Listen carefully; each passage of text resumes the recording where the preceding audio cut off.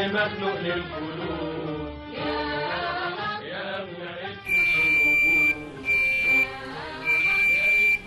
مشاهدينا الكرام، مساء الخير. برحب بكم معنا على الهواء مباشرة وحلقة جديدة من الناس. النهارده من خلال الحلقة هيكون حوار مفتوح على كل الأصعدة. هنتكلم عن الوضع الراهن على المستوى الداخلي، هنتكلم على الوضع في الدول العربية وما تشهده من إرهاب وصراعات مذهبية، هنتكلم عن مشاركة مصر في عاصفة الحزم، القوى العربية المشتركة، الصراع العربي الإيراني، وأيضا القمة الخليجية الأمريكية اللي المفروض أنها هتعقد غدا في كامب ديفيد بغياب حضور 4 من قادة مجلس التعاون الخليجي. والحقيقة ده أثار الكثير من التساؤلات، هل هو بداية لواقع جديد؟ هل هي رسالة؟ أم أنه أمر الغياب هو أمر طبيعي لأنه بيأتي تزامنا مع الهدنة الإنسانية؟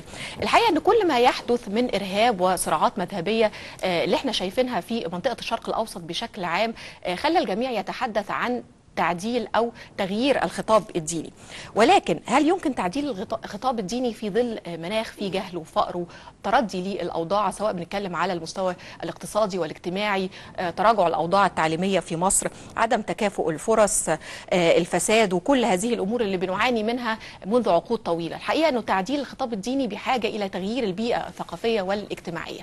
بيشرفنا النهاردة على الهواء مباشرة أن يكون معنا على الهواء المفكر المصري الدكتور طارق حجي. اهلا بيك معنا يا دكتور. اهلا وسهلا. دكتور طارق، يعني بدايه عايز ابدا كلامي عن الحديث الشهري لرئيس عبد الفتاح السيسي بالامس، تعقيبك على هذا الحديث، خاصه ان هو اتكلم في كتير جدا من الامور المهمه. يعني هناك العديد من الايجابيات وهناك بعض الملاحظات. اولا الايجابيه الاولى هي وجود حديث شهري، معناها ان الرئيس يهتم بان يتواصل مع الناس وان يقول لهم هذا ما نفعل وهذا ما نريد أن نفعل. الإيجابية الثانية أنه عاد مرة أخرى وأشار إلى ضرورة وحتمية تغيير الخطاب الديني لسبب بسيط، وهو أن هذا شعب يستمد الكثير من تعليمه من الخطاب الديني. شعب متدين، المسيحي والمسلم يستمد الكثير من الإطار الفكري له من الخطاب الديني، وبالتالي فإصلاح التعليم وحده لن يجدي. نريد إصلاح التعليم وإصلاح الخطاب الديني، إصلاح المناخ الثقافي، دور بناء للإعلام. فأنا كنت شديد الإعجاب بأنه عاد مرة أخرى للنغمة التي بدأها، وهو أول من بدأها، وهي أننا بحاجة إلى خطاب ديني. صحيح لسنا بحاجة إلى تدمير الأزهر، هو الحقيقة أننا لا نريد مهاجمة الأزهر، لا نريد تدمير الأزهر، ولكن نريد أن نحض الأزهر على أن يشترك مع المثقفين المخلصين في إيجاد، لأن كل المسلمين في جميع أنحاء العالم بيعتبروا الأزهر هو يعني مرارة الإسلام الوسطي، وهو الجامع لكل المسلمين دي، يعني ده أمر طبعا. العقبة الوحيدة عندنا الآن أن الأزهر يرى أنه لا يجب لطرف ثالث أن يتدخل في شأنه، وأنا أعتقد أن الأزهر يجب أن ينفتح لأنه جزء من مصر طبعا، ويتلقى المال العام، ولازم كمان لكي ومؤسسة يحترمها الجميع، وفي نفس الوقت عليه هو أن يحترم المثقفين أيضا ويستمع إلى وجهات نظرهم. فهذه النقطة الثانية. النقطة الثالثة أن الرئيس أيضا أشار إلى الإعلام وإلى بعض سلبيات الإعلام، وأنا الحقيقة مع الرئيس تماما في أن الإعلام الخاص يضعنا في مأزق كبير جدا، بأنه مدفوع بالإعلان بالنون وليس بالإعلام بالميم، دفعا في غاية الحماقة. يعني الإعلام الخاص لا يحركه إلا النون، هي نون الإعلان وليس ميم الإعلان. وجه اعتراضك حضرتك يا دكتور طارق على أداء الإعلام الخاص؟ أنه لا يركز على القضايا المحورية، بمعنى خليني أقول لك شوية أمثلة. مصر أنجزت العديد من الأمور على مستوى البنية التحتية، ما فيش كلمة في الإعلام التوك شو، الإعلام الحواري. قولي لي حضرتك على قناة واحدة من القناة الحوارية أولت موضوع أبناء هذا الشعب الذين يموتون من الجيش والشرطة اهتمامهم. يعني مات حوالي 1700 شاب مصري. بس في اهتمام سواء من الاعلام الخاص او اعلام الدوله خاص بيه، يعني الشهداء رجال الجيش يعني والشرطه. يعني الدوله المهتميه، الدوله بتهتم بيهم، لكن الاعلام لم يبرز هذا الامر بما يثير الغضب الشعبي المطلوب، كأن دول طبيعي يموتوا. لا، مش طبيعي يموتوا، بالعكس دول بيموتوا نيابه عننا. في كثير من الامور التي تحتاج، ولكن طب هنعمل ايه؟ هندي اوامر للاعلام يعمل ايه؟ ما ينفعش، لا ينفع ولا غير مقبول ولا كمان. يقبل ولا قابل الى ان يحصل في عالم، يعني حتى لو انت قلتي يعني مجرد مثال، اسلام البحيري ما يقولش اللي بيقوله، يروح يقوله من قبرص، مش كده ولا غلط؟ يعني ممكن، يعني كل الاطراف تستطيع تلعب اللعبه الاعلاميه. انا وجهه نظري الخاصه انني ائتمن التلفزيون المصري على قضايا الوطن اكثر مما ائتمن قنوات التلفزيون الخاصه، ولكن التلفزيون المصري عنده مشاكل اداريه وماليه جمه تحتاج الى اصلاح. صحيح. وانا اعتقد ان هناك نظره الان في داخل الدوله الى اصلاح جزئي للتلفزيون، لان اللي يقول ايه انا اصلح التلفزيون كله مره واحده يبقى مدعي بطوله. التلفزيون جسم كبير.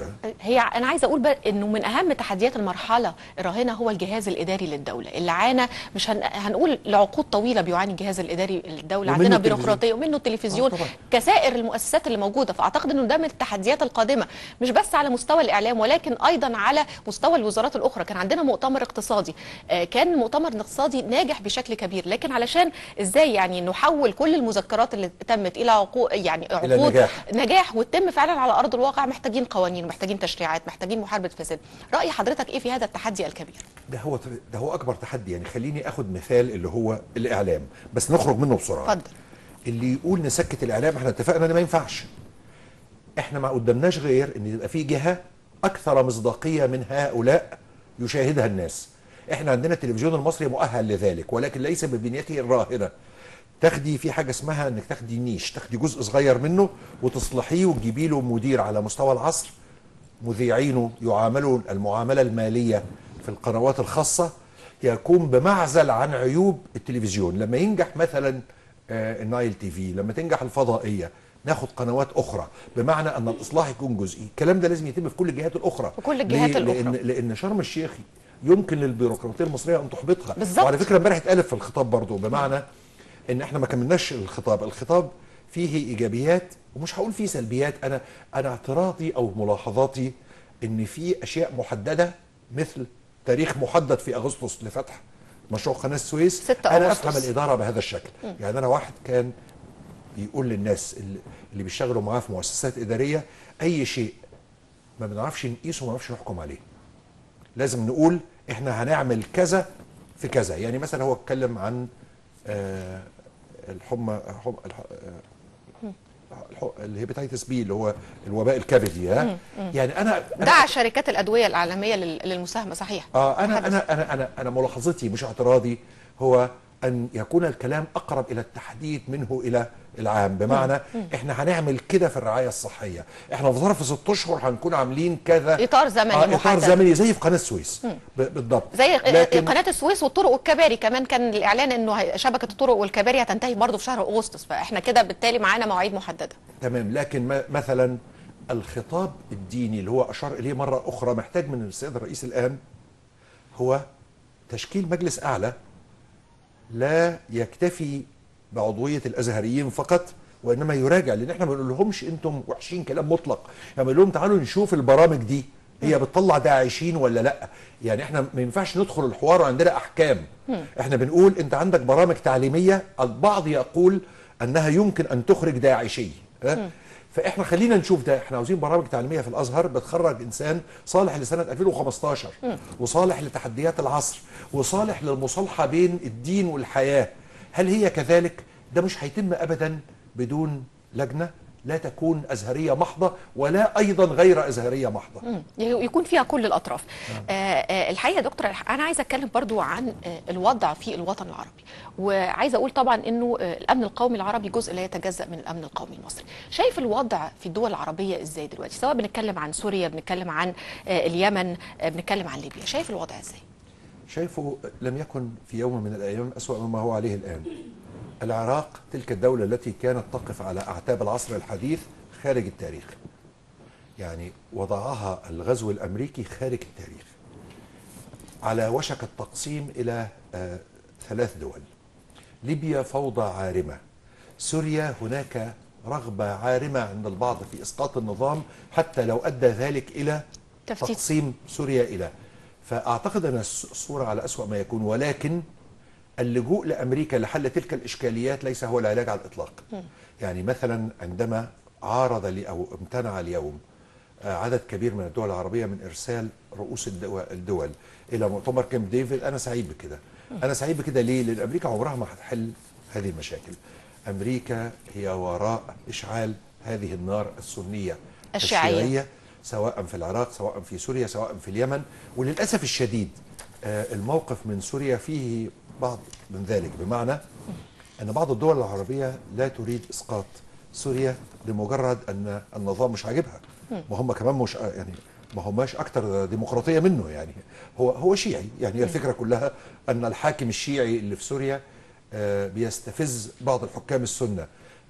الإشكالات العربية الحالية لا تحل إلا على المستوى العربي، ولا تحل إلا بقرار سياسي ومن خلال المفاوضات بما في ذلك اليمن. هل أدى ضرب اليمن إلى حل الإشكالية هناك، ولا تجميد الوضع المأساوي على ما هو عليه؟ لا بد من حل سياسي لكل هذه المشكلات، والحل السياسي يكون عربي وليس أيضا أمريكي، لأن أمريكا عازمة على تفتيت الدول العربية وعلى إشعال حرب سنية شيعية. هي المشكلة يا دكتور في الوضع في اليمن اللي أدى إلى عاصفة الحزم، هي المشكلة أنه كان في هناك تدخلات من تحديدا إيران لدعم الحوثيين وفرض واقع على الأرض. هم كانوا رافضين أي حلول سياسية عشان هم عايزين يفرضوا واقع على الأرض، وبالتالي ده استفز قادة دول الخليج، وده أمر طبيعي، ويعني مخاوف أكيد هي مشروعة. شايف الوضع دلوقتي في يعني عاصفة الحزم، ونتكلم عن اليمن، واحنا بنتكلم عن اليمن لازم نتكلم عن الموقع الجغرافي لهذه الدولة، سواء بنتكلم عن مضيق باب المندب، البحر الأحمر، أطول حدود مشتركة مع السعودية وسلطنة عمان. تقيم الوضع في اليمن دلوقتي ازاي، ووجود عاصفة الحزم اللي بتشارك فيها مصر؟ مصر من حقها الاهتمام باليمن من أجل مصر أولا، صحيح، ثم من أجل مصر اليمن ثانيا. من أجل مصر أولا لأن مصر إذا لم تحارب من أجل المياه، وإذا لم تحارب من أجل مضيق باب المندب، فلأي الأسباب ستحارب. فمشاركة مصر كانت لازمة لكي يكون خط أحمر مضيق باب المندب. ولكن أعتقد أن القيادة السياسية فعلت ما فيه الصواب، وتجاوبت مع الرأي العام المصري، أن الرأي العام المصري لا يمكن أن يقبل بوجود جنود مصريين على أرض اليمن، وأن يتكرر موت المصريين على أرض اليمن كما حدث في الستينات. بمعنى أن الضربة الجوية والقوات البحرية كفيلة بحماية المصلحة المصرية. فيما بعد ذلك تحل الأمور على موائد المفاوضات. حضرتك اتكلمت في نقطة مهمة جدا، مخاوف المصريين من الأحداث المؤلمة اللي احنا فاكرينها في التاريخ في اليمن. البعض شايف انه يتخوف من عودة هذه التجربة مرة تانية، رأي تاني بيقول احنا مش مفروض نكون حابسين هذه الفكرة. مصر كان دايما ليها دور في تحرير الدول العربية من الحكم الاستعماري، وأيضا من عصور الحكم في العصور الوسطى. دور المصري في اليمن حتى وإن كان في مشكلة في الوقت اللي تدخلنا فيه، ولكن كان ليه دور في انه مصر او اليمن يكون ليها دور مهم جدا في 73. ازاي شايف هذا الجدل؟ وهل الظروف دلوقتي نقدر نقيسها على الظروف زمان ولا الظروف اتغيرت؟ مفيش دولة في العالم والدول العظمى في المقدمة تحارب لأن في حاجة غلط في العالم، وإلا هنبقى بوليس العالم، نروح نحارب شرطي العالم اللي شرطي هي العالم. كانت بتلعبوا الولايات المتحدة الأمريكية. ان احنا هنقول بكره في رئيس وحش في نيكاراجوا نروح نحارب في نيكاراجوا. احنا بنتدخل خارجيا عندما يكون هناك اولا مضار بالامن القومي المصري او كوارث انسانيه تستدعي ذلك. اعتقد ان ذلك يطبق على اليمن، بمعنى اننا نحمي مضيق باب المندب ونساعد السعوديه في حمايه ساحلها البحر الاحمر، ولكن لا يوجد اي مبرر لان يحارب جندي مصري على ارض غير مصريه الا ان يكون ذلك في خدمة الأمن القومي المصري. يعني خدمة الأمن القومي المصري هو الذي يحدد، وليس أن في مشكلة سعودية يمنية.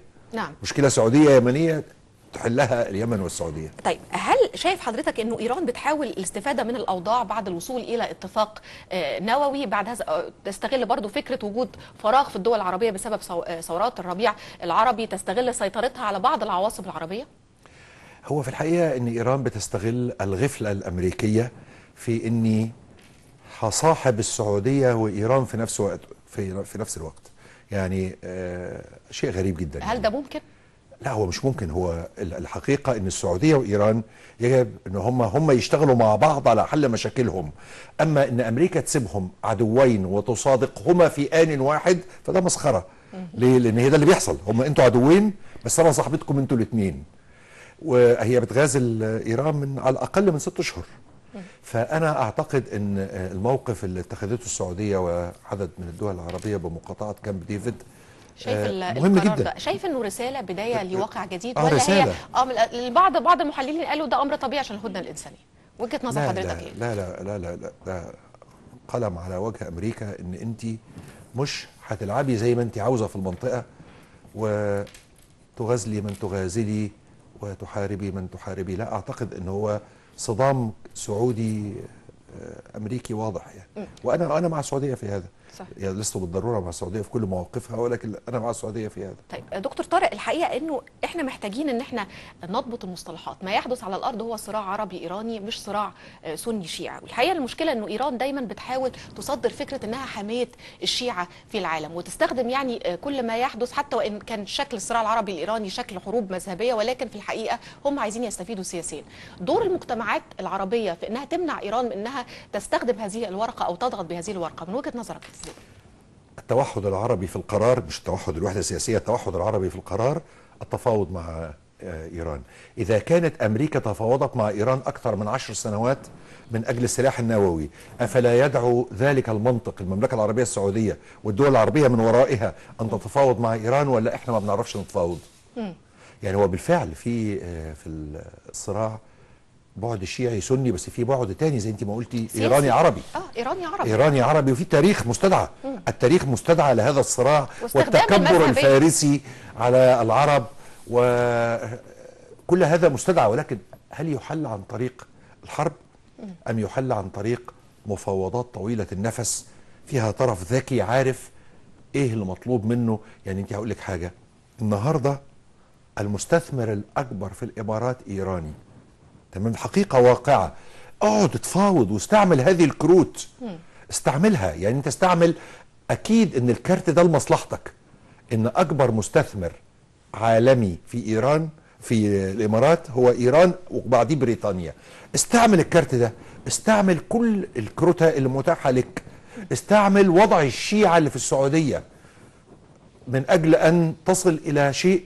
لكن هل يمكن ان يحل هذا النزاع بالحرب؟ يعني هل هذا زمن ان تحل النزاعات بالحرب؟ احنا مش عايشين في حرب، يعني في عصر المذاهب، احنا عايشين دلوقتي في عصر المصالح. في عصر المصالح التي تدافع عنها القوة المنطق وليس السلاح. يعني انا متأكد ان ضرب الحوثيين لن ينهي المشكلة، وانما قد يجبرهم للتفاوض. هنا تبدأ مائدة التفاوض في الدور الحقيقي، تكون انت عارف انت عاوز ايه.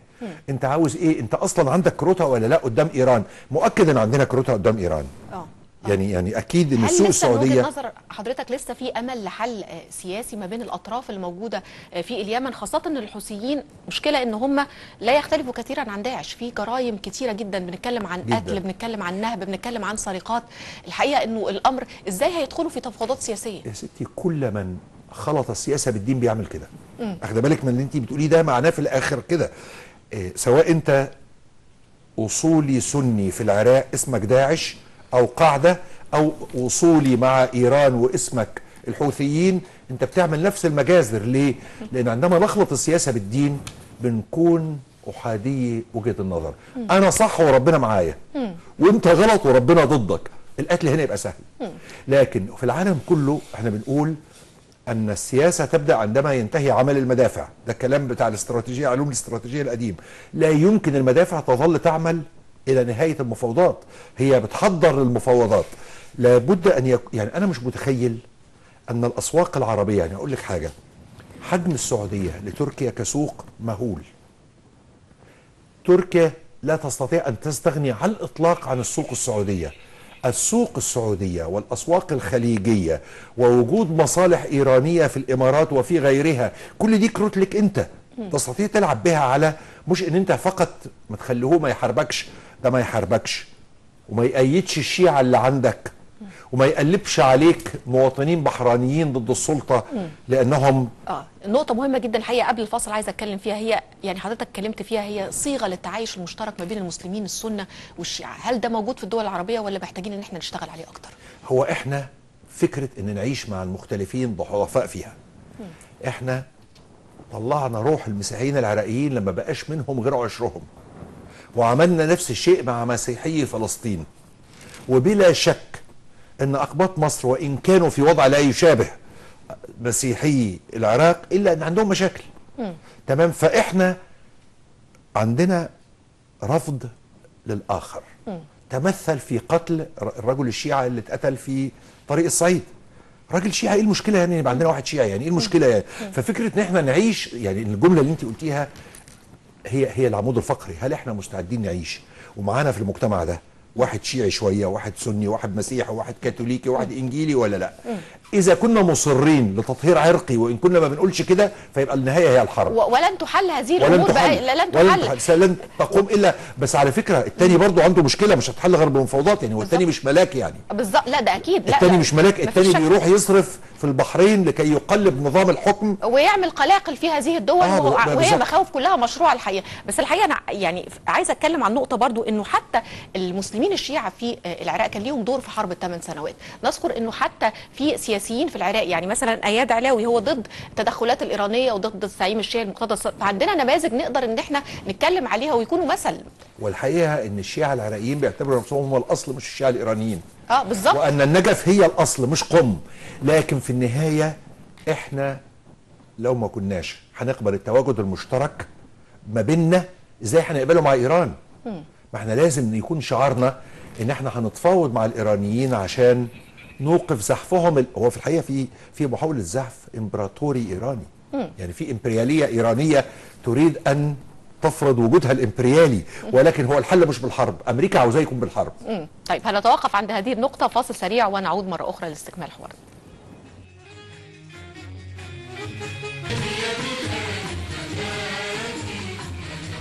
عودة مرة أخرى. الحقيقة قبل الفاصل كنا بنتكلم عن السياسات الأمريكية في منطقة الشرق الأوسط. الحقيقة أنه الجانب الأمريكي بيعتقد أنه الوصول إلى اتفاق مع إيران يجعلها تندمج وتنفتح مع العالم. ولكن هل حضرتك شايف كمفكر أنه أي فكر قائم على أيديولوجية مغلقة ممكن أنه هو يتغير بمجرد أنه هو ينفتح على العالم، ولا التخلي عن هذه الفكرة يعني التخلي عن شرعيتها من الأساس؟ لا، هي رحلة طويلة جدا. رحلة طويلة لأن النظام القائم الآن في إيران هو النظام الذي رفض مثله الشعب المصري يوم 30 يونيو.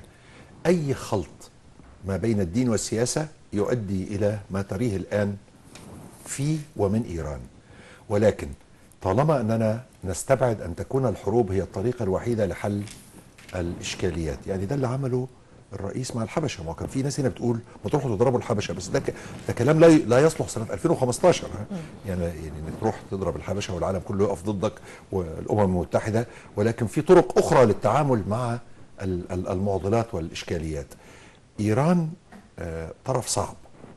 لماذا طرف صعب؟ لانه احد الدول القليله على وجه الارض التي فيها حاكم بيقول انه معصوم. انت عارفه الايرانيين بيعتقدوا ان آية الله الخامنئي معصوم. تصوري بنتعامل مع واحد معصوم من الذنوب وعلى صلة بالمهدي المنتظر. فليعن الله على التعامل معه طبعا، يعني ان ربنا يعيننا على واحد بيتكلم مع المهدي المنتظر. لكن في النهاية هنتفاوض معاه. مش هيتفاوض معانا ويدينا اللي احنا عاوزينه عشان بيحب سمار عيوننا، عشان له مصالح عندنا، مصالح في الحقيقة. الكروته اللي في ايدنا اكتر من الكروته اللي في ايده. وجوده في الخليج، وجوده في الامارات وحده يعضله.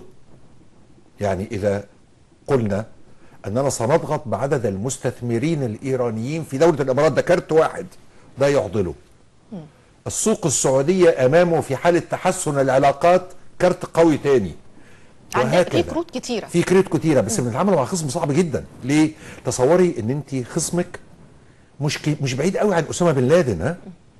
يعني هو محنك سياسيا اكتر. يعني لا، يعني هو يشترك معه في احاديه النظره. ده رئيس الدوله له رئيس اللي هو المرشد الاعلى. والمرشد الاعلى صدقيني عنده قنوات اتصال، او هكذا يظن. وطبعا ما عندوش ولا حاجه، بس هو هكذا يظن ان عنده اتصال بالسماء، وان هو معصوم ما بيغلطش. لابد من ان احنا نقول ان امريكا ما هي صاحبه مصلحه في تسويه علاقتنا بيه، ما هي صاحبه مصلحه. شايف مصلحتها ايه، او هي بتفكر في ايه؟ هل بتحاول انها تشعل الحروب؟ انا كنت في انجلترا مع شخص كان مهم جدا في الامن القومي الانجليزي وطلع المعاش. فبقول له انا عاجز عن فهم ايه هي القواسم المشتركه بين الاخوان وبين امريكا؟ يعني انا راجل بيدرس الاخوان من 40 سنه ما شفتش قواسم مشتركه، المفروض ان في قواسم متعارضه مش مشتركه. قال لي لا، القواسم المشتركه، وانا اعتقد ان هذا التفكير يعني الى حد ما سليم، ان هو عاوز طرف، يعني المنطقه دي فيها 70% من البترول المتبقي في العالم، 50% من الغاز المتبقي في العالم. هو عاوز طرف واحد يتكلم معاه. يعني دي فكره راسخه في اعماقه، وفي رايه ان الطرف الواحد ده هو بالضروره الاخوان، لان مفيش حاجه تانية واحده. يعني ما تيجي تقولي له ايه حسني مبارك، لا مش الطرف اللي هيقبله التونسيين، بس التونسيين بيجمعهم بالمصريين الغنوشي ببديع. فهو عاوز واحد يتعامل معاه. السيطره الامريكيه على المنطقه من وجهه نظره تحتم وجود طرف واحد، وزي ما بكرر من وجهه نظر مصلحته، من وجهه نظر مصلحته. وبقول ان الاخوان كانوا فاهمين كده، عشان كده عملوا اتفاق ما بين حماس واسرائيل. عجلوا بالاتفاق الاسرائيلي الحماسي عشان يقول لامريكا انت مش غلطان، انت عندك حق، ان انا اللي اقدر اجيب لك حماس. لكن في النهايه نرجع لموضوعنا، ان موضوعنا هو امريكا ليست حريصه على الاطلاق على حوار عربي ايراني ناجح يؤدي الى سلام في المنطقه ويخفف من الاحتقان ولا يلغيه، لان الاحتقان مش هيتلغي الا بعد عشرات السنين. اذا امريكا مش هتعمل ده. يبقى مين اللي هيعمله؟ احنا. اذا احنا قعدنا عملنا الدرس بتاعنا، يعني عارفه الواجب اللي بياخده التلاميذ لازم نعمل هوم ورك. الهوم ورك بتاعنا بيقول دي النقط اللي في ايدنا لاغراء ايران. وزي ما في جناح متشدد في ايران، في كمان جناح اصلاحي بيؤمن بفكره، ما بيؤمنش فكره التوسع ولا تصدير الثوره، لا هو عايز ينظر الى البعد الداخلي. صحيح، عندك حق، بس اسمحي لي اعلق عليه بتعليق واحد، مش بيعترض على اللي بتقوليه ده، بالعكس. احنا تجربتنا التاريخيه ان بين الساسه الذين يحكموا بالدين الاكثر تطرفا بيطرد المعتدل. يعني بص كده جوه حماس، تجربه التاريخ. في تجربه التاريخ بتقول ان العمله الرديئه بتطرد العمله الجيده. ليه؟ لان هو بيقول ده اصله ما هواش اسلامي بما يكفي. انا احمدي نجاد كان في سباق مع مين؟ مع المرشد. بيقول للشعب الايراني انا مش اقل منه اسلمه. فهو في السباق ده المعتدل بيخسر، تخيلي يعني المتشدد لكن في النهايه الاقتصاد والمصالح هي التي تحكم. واذا كانت المانيا وفرنسا، انت عارفه المانيا وفرنسا دول خصمين حاربوا بعض حرب اسمها الحرب ال 170 سنه، وفي يونيو سنه 1940 يعني امبارح هتلر دخل باريس واحتلها. سنه 59 قعد الفرنسويين والالمان يعملوا مفاوضات ادت الى ما نحن فيه الان من السوق الاوروبيه المشتركه. السوق الاوروبيه المشتركه دي ثمره عمل تفاوضي بين عدوين تاريخيين، المانيا وفرنسا، اللي عارف زي ما كانوا قالوا ايه؟ ما احنا جربنا الحروب بتؤدي لايه؟ ما بقاش بعد الحروب الا التفاوض. ففي ظل التفاوض نشأت السوق الأوروبية المشتركة. في ظل التفاوض سينتهي، أو بلاش ينتهي عشان هو مش هينتهي، سيوضع في إطار معقول الصراع الإيراني العربي. هل تتوقع ده؟ على مدى طويل. طيب شايف حضرتك دور المصري ممكن يكون إيه؟ هل ممكن يكون فقط بمواجهات عسكرية، ولا ممكن يبقى الأفضل يكون عندنا كمان دور دبلوماسي ودور سياسي؟ لا، أنت عندك أحسن أجهزة أمن قومي في المنطقة بأكملها، ولا يوجد جهاز مخابرات يعادل على الأقل الموجود في إسرائيل إلا جهازان، جهاز المخابرات العامة والمخابرات الحربية في مصر. وبالتالي أنت عارفة أن الوقت اللي حصل في حياتنا إن زمان ما كناش بنشوف رؤساء المخابرات، كنا بنشوف وزارة الخارجية. إحنا دلوقتي الموضوع بقى أوبن.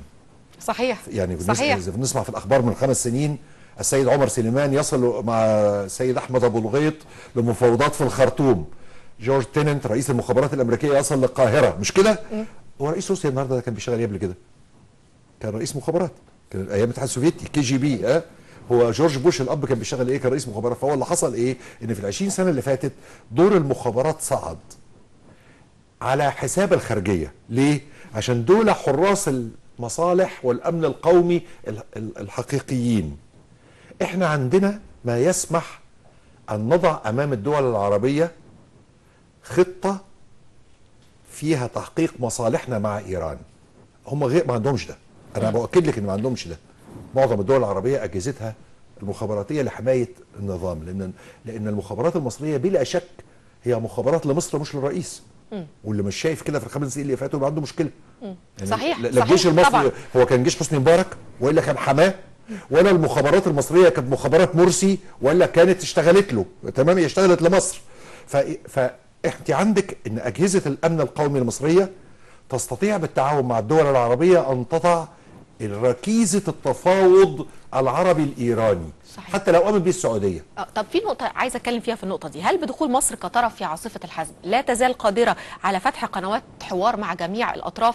وهل شايف أنه ممكن إيران تقبل بدور مصر كوسيط علشان يعني في النهاية ما ينتهيش الأمر أنه مصر تتجه سياسيا وعسكريا ودبلوماسيا ضد إيران؟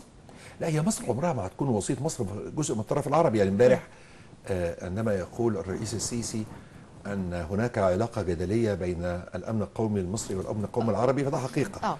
تمام، حتى في الصراع ده اللي في اليمن ده بيأكد كده. لكن لما الدين بيدخل بيبوظ ده، فنبقى ضد بشار الأسد عشان هو علوي، عشان هو شيعي، مش عشان هو مش ديمقراطي. هم كل اللي بينتقدوه ما هم مش ديمقراطيين. يعني مش مفروض ان احنا او عشان بيذبح شعبه. يعني لا، ما هو كمان الطرف الثاني بيذبح الشعب السوري اكتر. فأنا في رأيي أن مصر ليست وسيطة مع إيران. مصر جزء من الطرف العربي الذي يستطيع أن يضع قواعد وركائز لمشروع تفاوضي عربي إيراني يحتوي هذا الاحتقان. في احتقان، أنت عاوزة تقعدي لمدة سنة تشتغلي على هو أنا في إيدي إيه ألعب بيه مع إيران، ثم توحدي البلاد العربية عليه وتبدأي التفاوض وأنت عارفة وبعدين يبقى عندك نفس في التفاوض. ليه؟ لأن التفاوض بتاع السلاح النووي بقى له قرب 10 سنوات ومع ذلك ما كناش ظانين انه هيصل الى نتيجه. فلا بد، ما هو يعني من يؤمن ان الحرب وسيله لانهاء الاحتقان العربي الايراني، انا في رايي هو واهم. لن تنهى حتى لو الحرب اللي تمت دي قربتنا شويه. وانا برضو انا موافق على كلام انت قلتيه في وسط ثنايا كلامك ان الحوثيين كان لازم يحصل لهم كده عشان يقعدوا على ترابيزه المفاوضات. هم كانوا ماشيين بيفرضوا واقع على الارض. هم رافضين اي حلول سياسيه. والصور كلها غرور وكبرياء وخيلاء بلا وجرائم يعني بتحدث في حق المدنيين هناك. اي حد بيحكم باسم الدين هيعمل كده يا سيدي، اي حد سواء يهودي او مسيحي او مسلم. عشان كده البشريه وصلت لاقتناع رجل الدين يتكلم في الدين، ورجل السياسه يتكلم في السياسه، ورجل الطب يتكلم في الطب. هل الاحوال اللي موجوده سواء بنتكلم عن جماعات تكفيريه عن صراعات مذهبيه كان لابد وحتمي وجود قوه عربيه مشتركه؟ الى ابعد الحدود، الى ابعد الحدود. لان مثلا ليبيا فيها خلل في التوازن القوى بين الجماعات الارهابيه التكفيريه الخارجه عن اطار الدوله وبين الجيش اللي بيقوده السيد حفتر. يحتاج الى قوه الدعم العربيه، هذه القوة التي ساندت السعوديه في ضرب الحوثيين، عليها مهمه مماثله جدا في اليمن. وهنا نحن نتحرك من اجل المصلحه المصريه. يعني احنا كمان يعني في مصلحه ليبيه، لكنها بالنسبه لنا هي المصلحه الثانيه. انت عندك حدود مشتركه واسلحه بتدخل، وعندك جيش ليبي اتفك واتباع. ده في جزء من الجيش الليبي كبير جدا في ايد حماس. اجهزتنا الامنيه تعرف ذلك اكثر مني 1000 مره، ان الجيش ده اتباع وراح الجزائر وراح تونس. حد يتخيل ان تونس في جنوبها يبقى فيه كميه دي من السلاح؟ تونس الدوله الوديعه اللي كانت على مشارف الحضاره اتسحبت مره ثانيه في اجزاء منها الى القرون الوسطى. يبقى اذا القوى العربيه المشتركه كانت حتمية. مهمه جدا. وخاصه هل صحيح انه في سياسات امريكيه بعدم التدخل بشكل مباشر في الصراعات الاقليميه باي شكل عسكري؟ وبالتالي كنا محتاجين من جانب امريكا، فبالتالي كنا محتاجين القوى العربيه المشتركه. لا، هي طبعا امريكا بيحصل فيها تحول الى ان مش عاوزين الراي العام الداخلي يكرر موضوع العراق، لا سيما ان موضوع العراق بالبلدي المصري في شنك. يعني انت رحت تعمل ايه؟ انت رحت عشان تقيم دوله حديثه؟ انت ما اقمتش دوله حديثه، دوله طائفيه. انت قلت وحل الجيش العراقي بالظبط. انت حلت الجيش العراقي وقعدوا مره اخرى على اسس مذهبيه، فاصبح بلا عقيده. صحيح. واهلت الدوله للانقسام، وقلت ان عنده اسلحه دمار شامل وما عندوش اسلحه دمار شامل.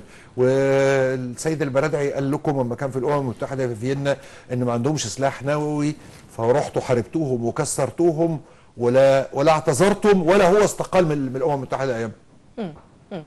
صحيح.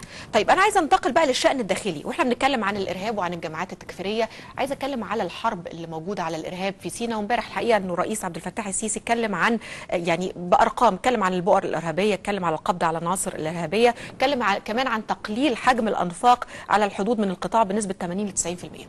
شايف الوضع في سيناء ازاي يا دكتور؟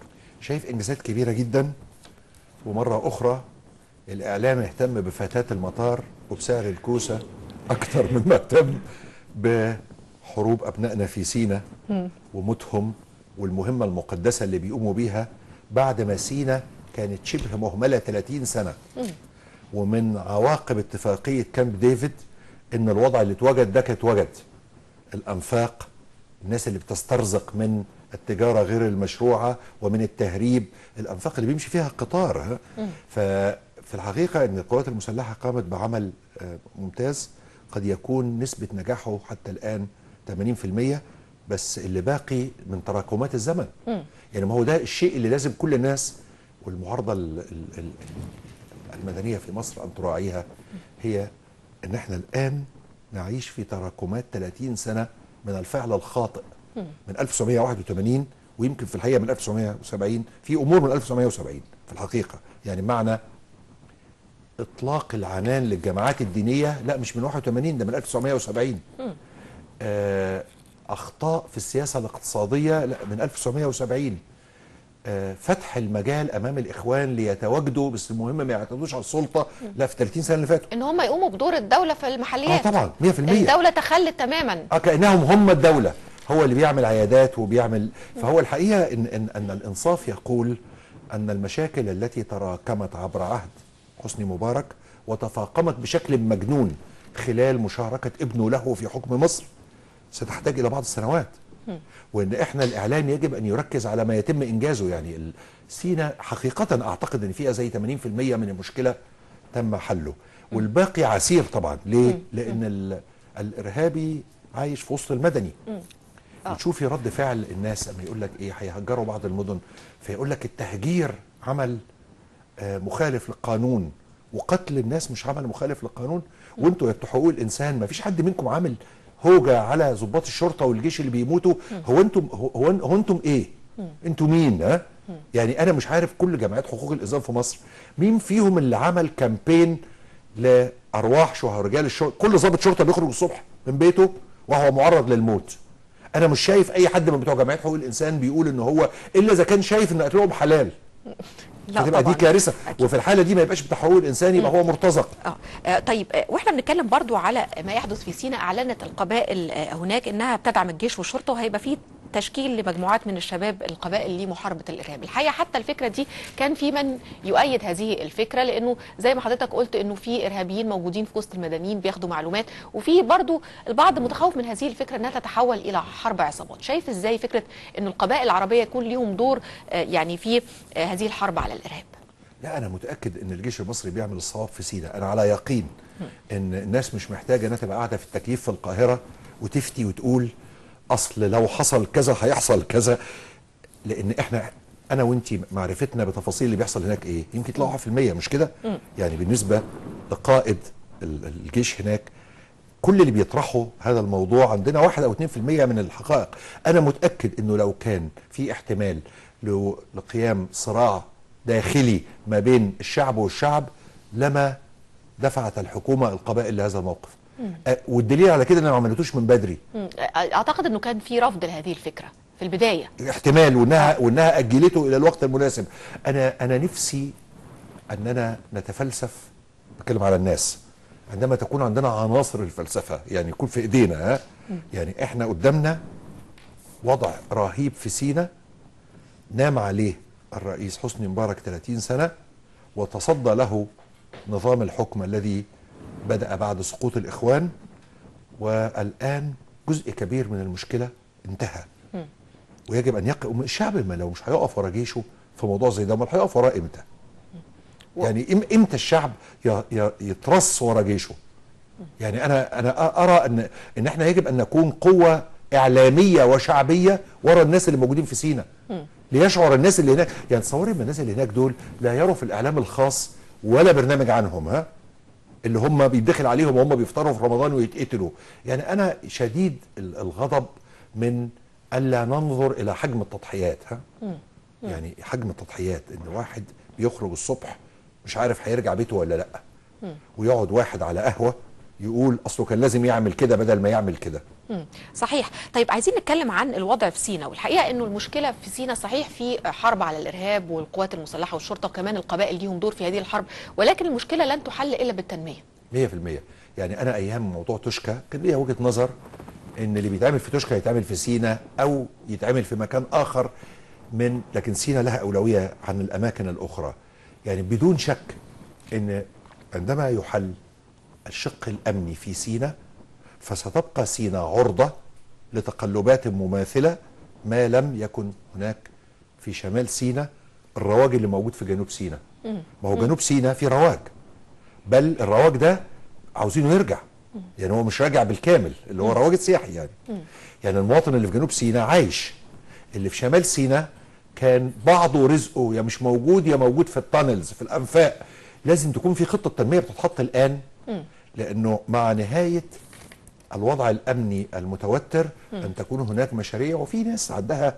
هل ممكن يكون في خطه تنميه في ظل الوضع الامني، ولا ممكن يكون الوضع الامني عائق لبدايه خطه التنميه في لا، سيناء؟ هو اكيد حاليا اقصى ما نستطيع نعمله ان يبقى عندنا دراسات بتقول هنعمل ايه عندما تتم السيطره على الامن، بس نعمل الجزء ده. يعني الجزء اللي هو بتاع المذاكره، يعني الهوم وورك يتعمل بحيث ان اول ما الجيش يقول انا مسيطر، ما هو مسيطر يعني بنسبه 95%، عمره ما هيسيطر 100%. ليه؟ لان لندن مش 100%، ما باريس حصل فيها حادثه. يعني فكره 100% امن ما عادش موجوده في العالم، مش كده ولا انا غلطان؟ صحيح. يعني في اي حته في العالم كل يوم والتاني بنشوف في امريكا واحد فتح رشاش وموت تلاميذ في مدرسه، دخل في مجله في باريس وموت ناس، دخل في استراليا وموت ناس، دخل في البرلمان الكندي من شهرين وموت ناس.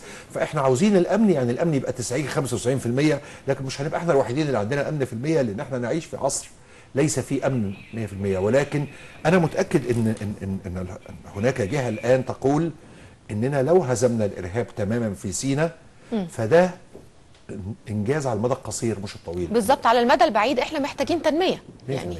صحيح. زراعيه وسياحيه وصناعيه ومصانع. وسيناء عندها كل ده. عندها كل ده، عندها كل ده. عندها موارد طبيعيه يعني، وعندها بشر وعندها السياحه وفي ده في ناس في اوروبا.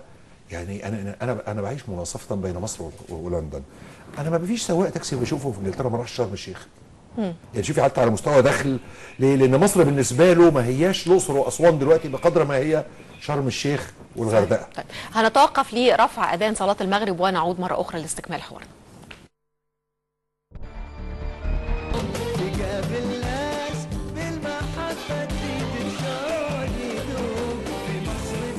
عودة مرة أخرى. الحقيقة احنا من خلال الحوار اتكلمنا عن الوضع الخارجي، اتكلمنا عن السياسات الدولية، اتكلمنا عن الوضع في الوطن العربي. رأي حضرتك في السياسات الداخلية والوضع الداخلي ايه دلوقتي؟ يعني أنا كنت بالأمس يعني بفكر في إن إذا كانت خلال ال9 شهور اللي فاتت سياستنا الخارجية تاخد درجة، فأنا بكل الأمانة والموضوعية هديها يا 9 من 10 يا 10 من 10. علاقتنا بأمريكا كانت ممكن تتأزم جدا. علاقتنا بالاتحاد الأوروبي كانت ممكن تتأزم جدا.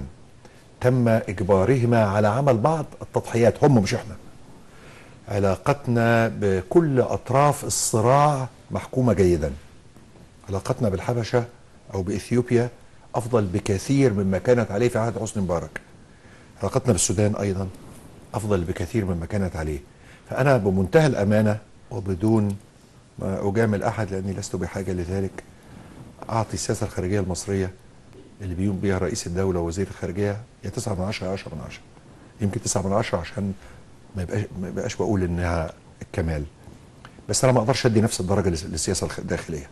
يعني الأمانة نفسها تقول لي إن أنا لو اديت 5 من 10 للسياسة الداخلية هبقى جاي على نفسي شوية تجاه المجاملة. شايف المشكلة فين؟ المشكلة أن الكيان الحكومي الذي ترهل خلال العقود الماضية أصبح فيه عيبين. هو قانونيا في مشاكل، يعني بيعرف قانونيا يوقف الأمور، والبيروقراطية أحيانا أقوى من القيادات. ومن ناحية أخرى أن هناك أعداء للنظام القائم بعد الإخوان اللي اختاروا الشعب في شكل الموافقة على الدستور والموافقة على الرئيس. هناك إخوان في كل الأماكن بسبب العاملين اللذين ذكرتهما. فإن الحكومة المصرية يجب أن تكون حكومة حرب على مستوى أرفع بكثير مما هي عليه الآن. أنا لا أريد أن أتكلم عن حد معين، بس أنا بقول أنه لا يليق بالعهد أن تكون تلك حكومته أو هؤلاء وزراؤه. وأنا عارف إن ده بيعمل، وهو أكيد في تقييم، يعني أكيد يعني على كل يبقى في تقييم أنا عارف إن أنا بقوله ده بيعمل مشاكل، بس أنا دوري إن أنا أقوله. يعني دوري إن أنا أقول إن الشعب المصري يرى فارق كبير بين السياسات الخارجية والسياسات الداخلية، ويرى امتياز في السياسات الخارجية، ويرى تعارضات كبيرة. بمعنى إيه؟ ناخد أمثلة. معظم الشعب المصري في حالة ذهول من أن الأحزاب السلفية تقدم مقترحاتها في البرامج التعليمية. كلمة سلفي يعني الورا، سلف، والتعليم يعني القدام. ففي تناقض فلسفي. خلينا نتكلم في مسألة التعليم ومنظومة التعليم، وكنا عايزين نغير في البيئة الثقافية والاجتماعية. ده مش هيتم إلا بداية من التعليم. فوجهة نظرك يا دكتور إيه في التعليم، وشايف الإصلاح ممكن يبدأ إزاي؟ أنا بعد رحلة عارمة مع الإدارة اتعلمت في الإدارة أن الإدارة في الحقيقة هي حاجات بسيطة جدا. يعني زي إيه؟ الإدارة هي أن تفعل ما فعله الناجحون مثلا. الإدارة هي أن تأتي بالناجحين. تعريفات بسيطة جدا. الإدارة هي الاستعمال الأمثل للموارد المتاحة.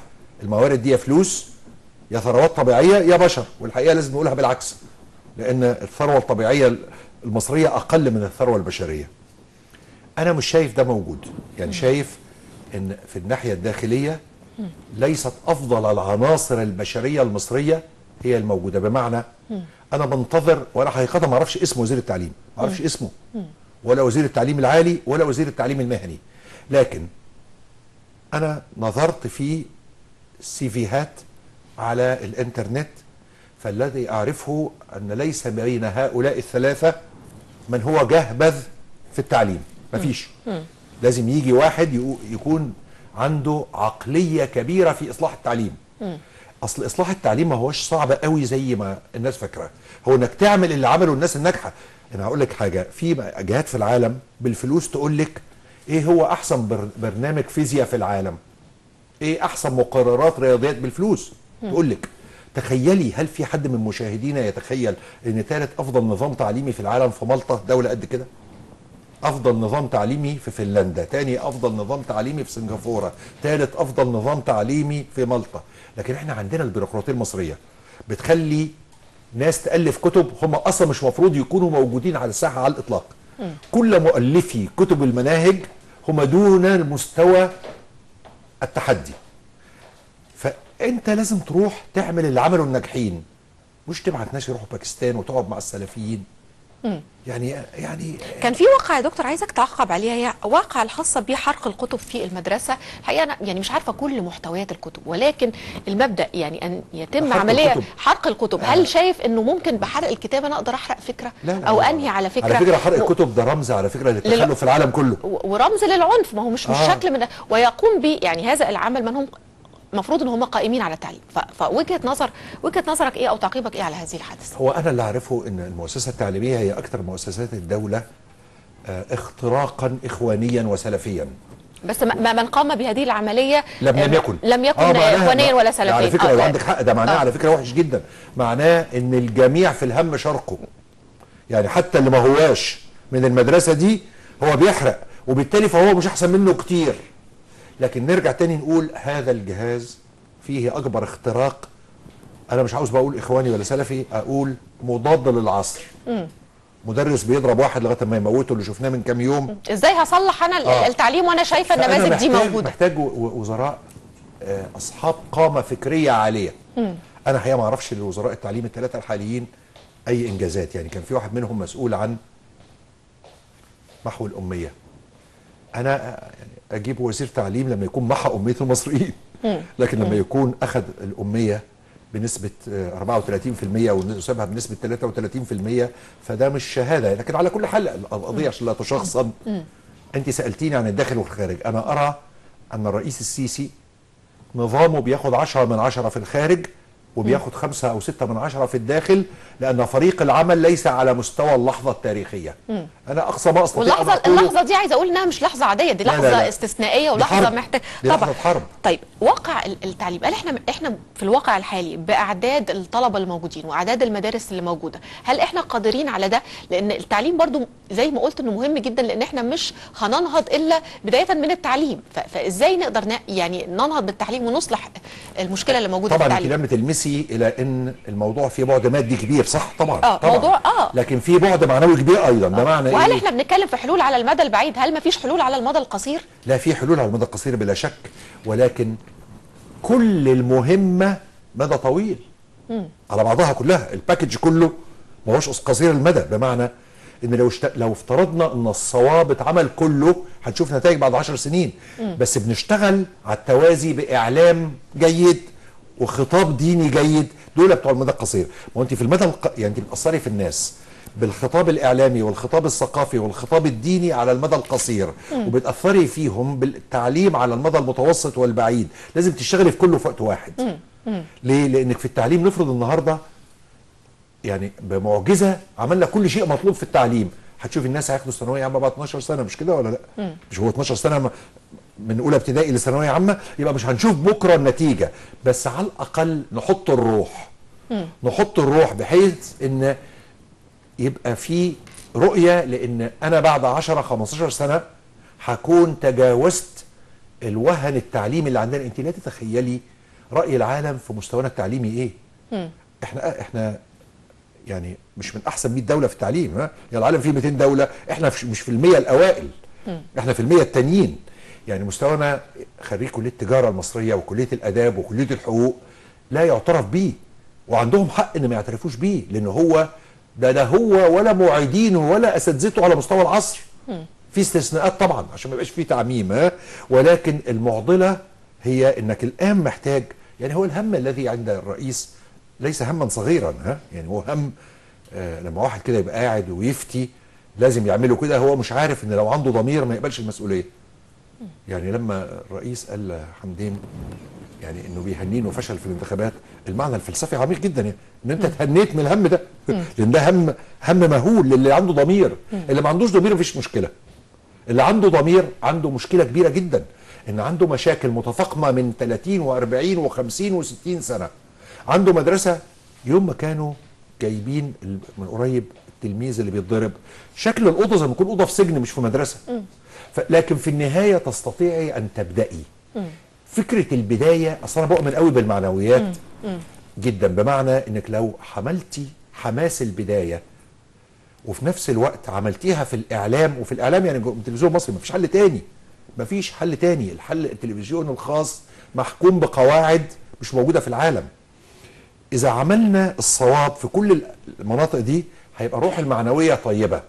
الروح المعنويه الطيبه يعني يحتاجها الرئيس السيسي كما يحتاج الشعب الرئيس السيسي. يعني هو في علاقه جدليه بين الاثنين، ما ينفعش يبقى في واحد روحه المعنويه عاليه والناس روحها المعنويه هابطه.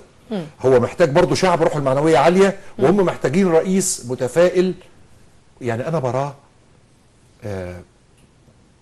الى جانب التفاؤل وحسن الظن بالناس اكتر من ناس كتيرين جدا. يعني هو اغلب الظن ان هو بيحسن الظن بالناس 10 اضعاف ما كان عليه حسني مبارك. يعني حسني مبارك كان لا يحسن الظن بالناس، كان رايه ان الناس دي يعني ما فيش فيها امل، ها؟ لكن من ناحيه من واحد واقعي جدا جاء واحد. انا على فكره بقول كلمه حالم بالمعنى الايجابي، ها؟ كل قائد مش دريمر في العالم ما بينجحش، ها؟ الحاكم اللي ما عندوش فيجن ودريم. يعني انا كنت بقابل ناس عالميين لما يقابلوا حسني مبارك يقولوا لي ايه؟ ما عندوش خيال خالص. ده بالنسبه لنا في ثقافتنا كلمه مش مهمه، بس هي في الحقيقه كلمه مهمه جدا. هو الرئيس اللي ما عندوش خيال مش هيعمل مستقبل، ها؟ يعني اصل الخيال هنا مش معناه انه بيتخيل، ها؟ ان هو بيستشرف المستقبل، بيقول انا عاوز اروح فين، ها؟ ما هو مؤتمر شرم الشيخ كله خيال، ها؟ بس خيال بالمعنى الجميل، انك تحلم. هو خيال، بس احنا نتمنى ان هو يعني يتحقق. ينفذ على ارض الواقع. وعلشان ينفذ على ارض الواقع محتاج في تحديات كبيره جدا ومشاكل كبيره جدا. بس التحديات ديت معظمها انت تعرفي ان لو اتنفذ نص وعود شرم الشيخ ده مش وحش. بس المهم ما يبقاش 5% بس. ليه؟ لان مش هيخلي في شرم الشيخ تاني. بالوضع الحالي هل شايف ان احنا نقدر ننفذ كام في المية من ما تم في شرم الشيخ؟ سواء احنا محتاجين وزارات، محتاجين تنسيق، محتاجين قوانين، محتاجين تشريعات، محتاجين رقابة. وجهة نظرك ايه؟ بدون حكومة كل وزير فيها ورئيسها ونوابه هم وزراء حرب يعملوا بالروح التي يعمل بها الرئيس، فيمكن ما نعملش غير 10-20%، لكن بحكومه مثل هذه ممكن نعمل قرب ال 80 و90%. الموضوع كله ما ينفعش دوله ياخدها رجل واحد، ما ينفعش. ده في كل الدنيا يعني، ما ينفعش. يعني كله بقى يعني لابد العمل كل المؤسسات مع بعض. يعني الفكره انه يبقى في رئيس بيعمل كل حاجه دي مش موجوده خالص. وفكره الوزراء والرؤساء اللي هم قاعدين في مكاتبهم على طول، الناس اللي دارسه اداره زيي بيضحكوا عليها. واحد يقول لك ايه، لا اصل الوزير الفلاني او رئيس الوزراء بيشتغل 20 ساعه، ده مش مهم وغير مطلوب على الاطلاق. كل انسان بيشتغل 20 ساعه معناه ان هو بيقوم بدور مرؤوسيه على طول. انت لو بتشتغل رئيس وزراء بس تشتغل 10 ساعات في اليوم. لكن اذا قمت بوظائف، يعني هو لو الفريق كله متكامل، انت لا محتاج تنزل الشارع ولا محتاج تشتغل 22 ساعه في اليوم. تمام. ولكن لن ينقذ مصر رجل واحد او رئيس وزراء ورئيس جمهوريه، وانما فريق عمل. ده احنا كمان لازم ننزل بعد كده، لان العوائق بتيجي من تحت الوزراء. يعني كل الوزراء بيقولوا انه عندهم عوائق داخل مؤسساتهم، الجهاز البيروقراطي والفساد وكل هذه الامور اعتقد محتاجه وقت طويل عشان تتحل. بس ما احنا ما ابتديناش على مستوى الحكومه. يعني الحكومه الحاليه ليست حكومه حرب. انا عارف ان الكلام ده في التلفزيون، بس ده يشهد للتلفزيون المصري بالامانه ان ياتي واحد مثلي ويقول كده على شاشه التلفزيون المصري. دكتور طارق، الحقيقه يعني كان لقاء ممتع جدا. في الختام يعني شايف مصر ازاي؟ يعني هل تتفائل بالمرحله المقبله؟ انا اللي حصل يوم 30/6 و3/7/2013 يمنعني طول العمر من التشاؤم. مفيش حاجه اوحش من محمد مرسي، ومفيش حاجه اوحش من الاخوان. اما وقد اتجهت اراده الشعب المصري الى ازاحه الاخوان والى بدء عهد جديد، فان ده معناه ان في اراده لفعل مستقبل افضل. ولكن في النهايه فريق العمل هو الذي سيحدد احنا هنعمل الاسلم في 20 سنه ولا في 10 ولا في 5. المفكر الدكتور طارق حجي، انا بشكر حضرتك جدا على هذا الحوار، وبشكر كل الساده المشاهدين، والى اللقاء.